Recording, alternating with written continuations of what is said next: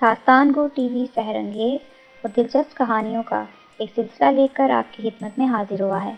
ان سحر انگیز کہانیوں کو سننے کے لیے ہمارے چینل داستان گو ٹی وی کو سبسکرائب کریں اور بیل آئیکن کو دبا کر ہر آنے والی نئی ویڈیو سے باخبر رہیں۔ ایپیسوڈ 17 انکل ہارون نے قریب جا کر ڈبڈباتی آنکھوں کے ساتھ ندا کے سر پر ہاتھ رکھ دیا۔ ندا نے آنسوؤں میں ڈوبی نظریں اٹھا کر اپنے انکل کی طرف دیکھا اور پھر وہ انکل کا ہاتھ چہرے سے لگائے پھوٹ پھوٹ کر رونے لگی۔ اس کا دل غموں سے چھلنی ہو رہا تھا۔ ساری زندگی پھولوں کی سیج پر گزارتے گزارتے ندا کو جب غم ملے تو یوں کہ انہوں نے جیسے اس کا گھر ہی اجاڑ دیا، اس کے عزیز اس سے چھن گئے تھے۔ انکل میں بھی مر جاؤں گی، مجھے ممی کے بغیر زندہ رہنے کی عادت نہیں۔ انکل قسمت نے میرے ساتھ ایسا کیوں کیا؟ میں زندہ نہیں رہنا چاہتی، میں مر جانا چاہتی ہوں۔ ندا سر جھکائے روئے چلی جا رہی تھی۔ بیٹی ایسا نہیں کہتے، تقدیر کا لکھا بدلا نہیں جا سکتا، صبر سے کام لو۔ میں اپنی بیٹی کے غم کو سمجھتا ہوں۔ بیٹی اب تمہاری زندگی سے ہی میری زندگی ہے۔ ایک عرصہ بعد تمہاری صورت میں مجھے میری بیٹی واپس ملی ہے، اسے مجھ سے جدا کرنے کی بات نہ کرو، ایسی بات نہ کرو بیٹا۔ انکل ہارون نے بری طرح کانپتے ہاتھوں سے ندا کے آنسو پوچھتے ہوئے اس کی پیشانی چوم کر کہا۔ پھر انکل نے ندا کو ساتھ لیے قبرستان کے برف سے ڈھکے احاطے سے باہر آ گئے۔ قبرستان کے دروازے کے قریب رک کر ندا نے محبت کے آنسو بھری آنکھوں سے مڑ کے اپنی ممی کی قبر کی طرف دیکھا۔ اس کے دیکھنے کے انداز میں انتہائی محرومی اور تکلیف کے جذبات چھپے ہوئے تھے۔ انکل ہارون ندا کو یوں قبر کی طرف دیکھتے ہوئے تڑپ کر رہ گئے۔ انہوں نے آگے بڑھ کر ندا کا سر سینے سے لگا لیا۔ بیٹا یوں رو کر اپنی ممی کو پریشان مت کرو، وہ اب آرام سے ہیں، لیکن تمہیں دکھی دیکھ کر انہیں تکلیف پہنچے گی، انکل ہارون نے ندا کے دل کو تسلی دیتے ہوئے کہا۔ پھر وہ ندا کو کار میں بٹھا کر برمنگھم کے مہنگے ترین علاقے میں بنائے گئے اپنے شاندار گھر کی طرف بڑھ گئے۔ اگلے کئی روز ندا گھر میں گم سم پڑی رہی۔ وہ اکثر اپنی والدہ کی قبر پر جا کر وہاں بیٹھی قرآن مجید کی تلاوت کرتی رہتی۔ اس طرح اس کے تڑپتے دل کو سکون ملتا تھا۔ انکل ہارون ندا کی وجہ سے بہت پریشان رہنے لگے۔ آخر کار وہ ندا کو سپر سٹور اپنے ساتھ لے جانے لگے تاکہ ندا گھر میں اکیلے بیٹھے اپنی زندگی کو غموں کی نظر نہ کرتی رہے۔ ندا کئی روز تک برمنگھم کے بارونق اور مصروف سٹی سینٹر میں واقع انکل ہارون کے جدید اور شاندار سپر سٹور پر جاتی رہی۔ انکل ہارون اسے اپنے سٹور کے لیے سینکڑوں اشیاء کی خرید و فروخت سے متعلق دفتری معاملات میں مصروف رکھتے۔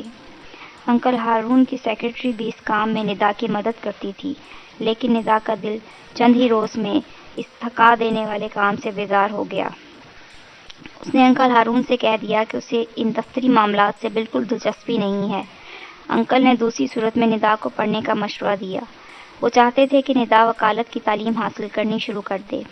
ندا نے اس مشورے کو بھی پسند نہ کیا تو اگلے روز انکل برمنگھم کے درجنوں تعلیمی اداروں کے پراسپیکٹس اٹھا لائے اور ندا کو مشورہ دیا کہ وہ ان سے جس کالج یا ادارے میں جس مرضی مضمون کے ساتھ پڑھنا چاہے، انکل ہارون اس ادارے میں ندا کا داخلہ کروا دیں گے۔ ندا 2 روز تک مختلف یونیورسٹیوں اور ادارے کے پراسپیکٹس سے سر کھپاتی رہی۔ آخر کار اس نے برمنگھم یونیورسٹی کے ضلعی ادارے سے اسپیشل بیوٹیشین کورس کرنے کا فیصلہ کیا۔ انکل ہارون کو ندا کی چوائس بہت پسند آئی۔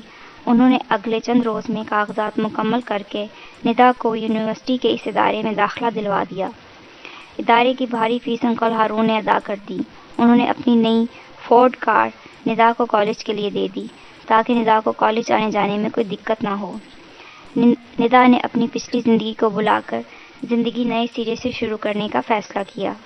اس نے فراز کی محبت کو زندگی کا ایک غلط فیصلہ سمجھ کر بھلا دیا، گو کہ آج بھی فراز کا خیال بعض اوقات ندا کے دل میں کانٹے کی طرح چبھنے لگتا، لیکن ندا نے اپنے دل کو سمجھا لیا کہ فراز ایک ابن الوقت اور مطلب پرست انسان تھا جو محبت جیسے لطیف اور نازک جذبات کو سمجھنے سے قاصر تھا۔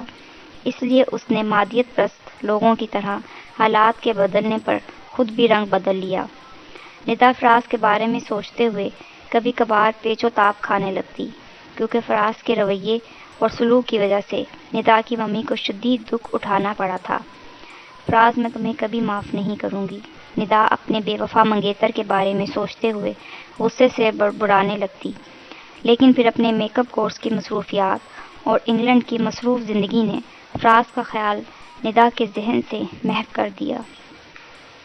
ندا پوری توجہ سے اپنا بیوٹی کورس مکمل کر رہی تھی، جس میں نہ صرف میک اپ کے جدید ترین طریقے اور اصول سکھائے جاتے تھے، بلکہ ساتھ ہی میک اپ کے ذریعے مصنوعی چہرہ یعنی ماسک بنانے کا جدید آرٹ بھی سکھایا جا رہا تھا۔ ندا کی کلاس کے انگریز لڑکے ندا کی سحر انگیز حسن کے دیوانے ہو رہے تھے۔ وہ اکثر ندا کی دلکش اور دلفریب شخصیت کو موضوع بنائے آپس میں سرگوشیاں کرتے پائے جاتے۔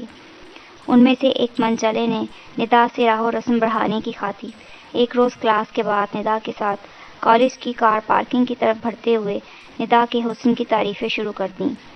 ندا ایک تیکھی نظر اس انگریز لڑکے پر ڈالنے کے بعد چلتی رہی، خاموشی سے اپنے کلاس فیلو کی اپنے حسن کے بارے میں تعریفیں سنتی رہی۔ پارکنگ کے گیٹ کے پاس پہنچ کر ندا کے کلاس فیلو نے ندا سے محبت کا اظہار کرتے ہوئے دوستی کرنے کو کہا۔ میں ان خرافات کو پسند نہیں کرتی۔ اگر آئندہ تم نے مجھ سے ایسی بکواس کی تو میں کالج ڈین سے تمہاری شکایت کر دوں گی۔ ندا نے چلتے چلتے رک کر اس انگریز لڑکے کی طرف مڑ کر انتہائی سخت لہجے میں انگریزی زبان میں جواب دیا۔ ندا کا وہ انگریز کلاس فیلو کچھ دیر ہکا بکا کھڑا ندا کی صورت تکتا رہا۔ آخر کار کندھے اچکا کر وہ کالج کی راہداری کی طرف بڑھ گیا۔ ندا کچھ دیر کھا جانے والی نظروں سے اس لڑکے کو جاتے ہوئے گھورتی رہی، پھر ایک جھٹکے سے کالج کا دروازہ کھول کر وہ اپنی کار کی طرف بڑھ گئی۔ گھر کی طرف ڈرائیو کرتے ہوئے ندا کی آنکھیں ایک دم سے بھر آئیں۔ اس انگریز لڑکے کے اظہار محبت پر نہ جانے کیوں ندا کو فراز یاد آ گیا۔ ندا کا دل اس لمحے شدید کرب محسوس کر رہا تھا، لیکن گھر میں داخل ہونے سے پہلے ندا نے اپنا میک اپ درست کیا جو رونے سے خراب ہو گیا تھا۔ وہ انکل کو اس بات کا شک نہیں ہونے دینا چاہتی تھی کہ وہ روتی رہی ہے۔ ندا دن رات اپنے کورس کے کاموں میں لگی رہتی۔ اس نے ایک مقامی بیوٹی پارلر بھی جوائن کر لیا، جہاں وہ کبھی کبھار چلی جایا کرتی۔ پارلر کے مالک نے ندا کے فن اور اس کے ہاتھ کی صفائی کو دیکھتے ہوئے اسے کافی بڑی رقم پیش کی کہ ندا اپنی کورس مکمل ہوتے ہی اس کے پارلر پر ملازمت کر لے، لیکن ندا نے ایسا کرنے سے انکار کر دیا۔ ندا نے اسپیشل میک اپ کورس کر رکھا تھا، جس میں میک اپ کے ہر شعبے کے متعلق بڑی تفصیل سے پڑھایا اور سکھایا جاتا تھا۔ ندا کے 1.5 برس کے میک اپ کورس کے ختم ہونے میں چند ماہ ہی باقی رہ گئے تھے۔ ندا نے اپنے کورس میں بڑی مہارت حاصل کر لی تھی۔ اس کی دوسری کلاس فیلوز اکثر اس سے میک اپ کے مختلف طریقوں کے بارے میں معلومات حاصل کرتی رہتی تھیں۔ انکل ہارون ندا کو یوں مصروف دیکھ کر بہت خوش ہوتے۔ انہوں نے ندا سے کہا کہ ندا کورس کے بعد اپنا ایک بیوٹی پارلر کھول لے۔ انکل ہارون نے اس کے لیے ایک خوبصورت اور جدید ترین پارلر بنانے کا کہا، لیکن ندا نے انہیں ایسا کرنے سے منع کر دیا۔ انکل، مجھے یہ پارلر وغیرہ کا کام پسند نہیں۔ بیوٹیشین کورس میرا شوق تھا جو میں نے پورا کر لیا، بس اتنا ہی کافی ہے۔ ندا نے انکل ہارون کا نئے بیوٹی پارلر کے لیے جوش و خروش دیکھنے کے بعد فیصلہ کن لہجے میں کہا، بیٹا، بیوٹی پارلر تمہارے لیے ایک اچھی مصروفیت ثابت ہوتا۔ بہرحال اچھا ہے کہ تم پروفیشنل مت بنو، کیونکہ میں نے اپنی بیٹی کے بارے میں ایک اہم فیصلہ کیا ہے۔ ندا بیٹی، میرے بڑے قریبی دوست کا بیٹا لندن یونیورسٹی کے آثار قدیمہ کے شعبے میں اسپیشلائزیشن کر رہا ہے۔ فہیم نام ہے اس کا۔ میں اسے اچھی طرح سے جانتا ہوں، بہت اچھا لڑکا ہے۔ ندا بیٹی، تمہارا میک اپ کورس ختم ہونے میں صرف 1-2 ماہ باقی ہیں، جبکہ فہیم بھی کچھ عرصے تک اپنی اسپیشلائزیشن مکمل کر لے گا۔ میں چاہتا ہوں کہ فہیم اور تمہاری انکل ہارون صرف اتنا کہہ پائے۔ پلیز انکل، اس کے آگے کچھ مت کہیے گا۔ میں خود کو ان چیزوں سے دور رکھنا چاہتی ہوں، ندا نے ذرا سختی سے انکل ہارون سے کہا۔ بیٹی، فہیم بہت اچھا لڑکا ہے، تم اس سے ملو گی تو تمہیں اس کا اندازہ ہوگا۔ میں اس سے تمہاری شادی کر دینا چاہتا ہوں، انکل ہارون نے ندا سے کہا۔ انکل، میں ابھی ان بکھیڑوں میں نہیں پڑنا چاہتی۔ ندا اتنا کہنے کے بعد اٹھ کر اپنے بیڈ روم میں چلی گئی، جبکہ انکل اسے جاتے ہوئے دیکھتے رہے۔ وہ سر مار کر رہ گئے۔ وہ جانتے تھے کہ شادی کے نام پر ندا کا رد عمل کچھ ایسا ہی ہوگا، لیکن انکل چاہتے تھے کہ وہ اپنی زندگی میں ہی ندا کے فرض سے سبکدوش ہو جائیں۔ وہ جانتے تھے کہ ان کے بعد اس معصوم اور لاڈلی بچی کا اس دنیا میں کوئی نہیں ہوگا، اور ندا کو کسی مضبوط سہارے کے بغیر نہیں چھوڑ سکتے تھے۔ میری بچی کی خوشیاں ماند پڑ گئی ہیں۔ انکل اتنا کہتے ہوئے اٹھ کر اپنے بیڈ روم میں چلے آئے۔ سونے سے پہلے انہوں نے ایک موٹی سی کتاب کھول لی تاکہ کچھ مطالعہ کر لیں۔ یہ ان کا شغل اور عادت تھی۔ وہ کتاب کھولے بیٹھے رہے، سوچ وہ ندا کے بارے میں ہی رہے تھے۔ کچھ دیر بعد حسب عادت ندا گرم دودھ کا کپ لیے ان کے بیڈ روم میں آ گئی۔ بیٹی، کتنی بار کہا ہے کہ تم یہ تکلیف مت کیا کرو۔ انکل ہارون نے دودھ لیے چلی آتی ندا کی طرف دیکھ کر کہا۔ انکل، آپ ایسا کیوں کہتے ہیں؟ اس میں تکلیف کی کون سی بات ہے؟ مجھے خوشی ہوتی ہے ایسا کرنے میں۔ میں ممی کے لیے بھی ہر رات ایسے ہی دودھ لایا کرتی تھی۔ ندا نے آخری بات کافی تکلیف سے کہی۔ اس کی چمکتی آنکھوں میں لمحہ بھر کے لیے نمی آئی اور غائب ہو گئی۔ انکل، آپ نے میری انکار والی بات کا برا تو نہیں منایا؟ میرا لہجہ بہت غیر شائستہ تھا۔ ندا نے ندامت بھری نظر سے انکل ہارون کی طرف دیکھ کر کہا۔ میری بیٹی میری زندگی ہے، میں اس کی کسی بات کا برا نہیں منا سکتا۔ انکل نے محبت سے ندا کے سر پر ہاتھ رکھ کر کہا۔ اچھا، میں تمہیں یہ بتانا تو بھول ہی گیا کہ آج پاکستان سے تمہارے وکیل کا فیکس آیا تھا۔ وہ تم سے جائیداد کے سلسلے میں ضروری بات کرنا چاہتا ہے۔ انکل ہارون نے ایک کاغذ ندا کی طرف بڑھا کر کہا۔ اس پر وکیل رحمانی صاحب کے دفتر کا نمبر لکھا ہے۔ تم کل کسی بھی وقت ان سے بات کر لینا، اور اب جا کر سو جاؤ، رات بہت ہو رہی ہے۔ انکل ہارون نے شفقت سے ندا کے سر پر ہاتھ رکھ کر کہا۔ انکل، آپ بات کر لیجیے گا، ندا نے بیزاری سے کہا۔ نہیں بیٹا، اس میں تاکید کی گئی ہے کہ ندا وکیل سے فوری رابطہ کرے، اس لیے تم بات کرنا، انکل ہارون نے جواب دیا۔ ندا وکیل رحمانی صاحب کا فیکس تھامے انکل کو خدا حافظ کہہ کر سونے کے لیے اپنے بیڈ روم کی طرف بڑھ گئی۔ اس جگہ سے جنگلہ ابھی بھی ٹوٹا ہوا تھا۔ فراز سیاہ شیشوں کی اینک لگائے مانسہرہ ہائی وے کے اس مقام پر اپنی گاڑی کے قریب کھڑا تھا جہاں 1 سال پہلے ندا کی کار حفاظتی جنگلہ توڑنے کے بعد گہری کھائی میں جا گری تھی۔ آج ندا کی برسی تھی۔ ندا کی روح کے ایصال ثواب کے لیے فراز خوراک اور کپڑوں کے درجنوں پیکٹ غریبوں میں تقسیم کروانے کے بعد اکیلا اس جگہ چلا آیا۔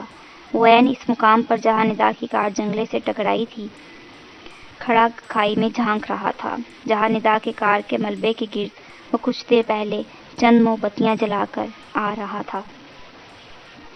سینکڑوں فٹ نیچے کار کے ملبے کے گرد ٹمٹماتی موم بتیاں دور سے جیسے فراز کی طرف اداس نظروں سے دیکھ رہی تھیں۔ اپنی محبت کے مزاج پر فراز کئی بار آ چکا تھا، لیکن آج ندا کی یاد کا رنگ ہی کچھ اور تھا۔ شام ڈھلے فراز کو اپنے ارد گرد کی ہر شے اپنی طرح اداس اور غمگین نظر آ رہی تھی۔ وہ آنکھوں میں یاد کے آنسو لیے معلوم نہیں کتنی دیر وہاں کھڑا ندا کی کار کے ملبے کی طرف دیکھتے، اسے یاد کرتے ہوئے آنسو بہاتا رہا۔ آخر قریب سے گزرتے ایک آدمی کے ہلانے پر فراز چونک گیا۔ اس نے آنسو پونچھ کر مڑ کر دیکھا تو کوئی مقامی آدمی تھا۔ صاحب، کیا گاڑی خراب ہو گئی؟ آپ بہت دیر سے یہاں کھڑے ہیں، اس آدمی نے فراز سے پوچھا۔